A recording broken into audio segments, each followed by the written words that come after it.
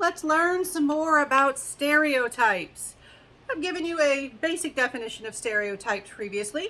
Generalizations about a group of people, assuming they're all the same in some way. All right, why do we do this? That doesn't make any sense. It's a mistake. Why would we be prone as human beings to engage in essentially faulty thinking? Well, remember, as human beings, we like things simple and easy. We are cognitive misers. We like to simplify the complex world, and man, that world is complicated. Understanding other human beings is complicated and overwhelming. One way to take off the pressure, one way to simplify things is to make people seem simpler than they actually are. It is comforting to believe that people are more similar than they actually are based on group membership.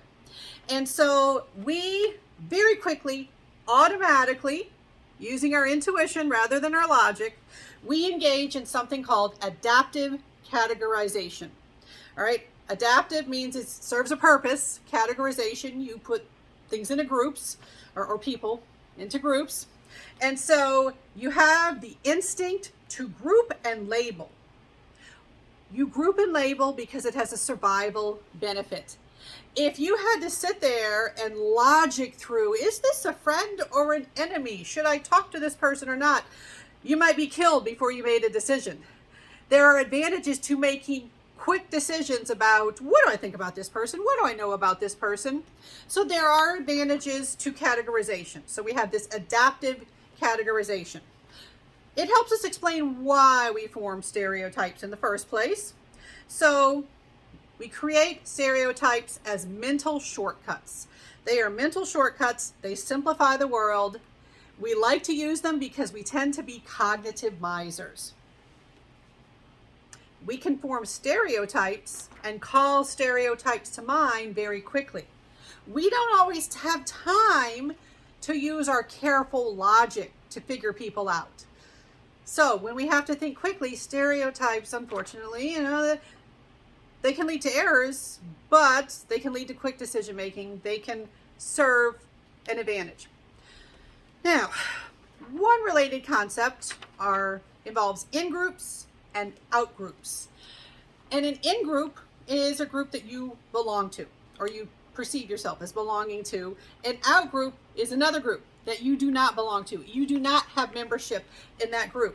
We tend to think this way. We have in-group, out-group thinking. We place ourselves into groups and we think, oh, I am in this group, that person is in a different group. And you think differently about people depending on if they are in your in-group or in an out-group. And so you have in-groups for a variety of features: race, sex, sexual identity, gender identity, geographic region, the language that you speak, the sports team that you root for, the stuff that you're a fan of, the way that you dress. There are all sorts of ways that you can form an in-group, or you can think of yourself as belonging to an in-group. The way that you vote is another big one that students will ask about in class very often.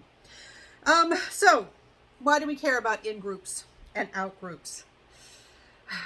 We have found in research through studies, right? Scientists have found, social psychologists and other social scientists have found that you can create in-group and out-group thinking based on almost nothing.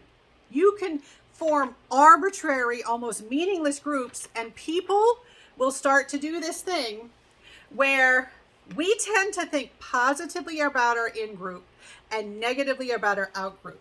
You like people better when they're in the same group as you. And studies have shown us that we do this even when the group is based on almost nothing. And so we have this thing called the minimal group paradigm. Studies using the minimal group paradigm, they form seemingly meaningless groups. To give you just one example, they group people based on being fans of two particular artists, Klee and Kandinsky. These are actual artists, and they basically they gave them false information. They said, oh, you are likely to be a Klee fan, you are likely to be a Kandinsky fan. They didn't ask them. They kind of assigned them a group. You're in this group, you go with this artist, you're in this group, you go with this other artist. And they found that the people in one group versus another, they thought more positively about the other people in their meaningless group compared to the other group.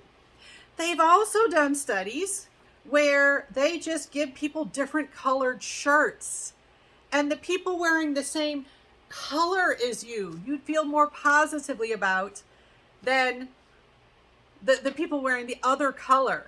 You'd think, well, nobody would fall for that. That's a ridiculous manipulation. Humans are not that illogical. But we have seen in multiple samples, multiple replications, we very easily, very quickly form groups, accept groups, and we like the group that we belong to. All right, I'm going to talk more in future videos about this sort of phenomena.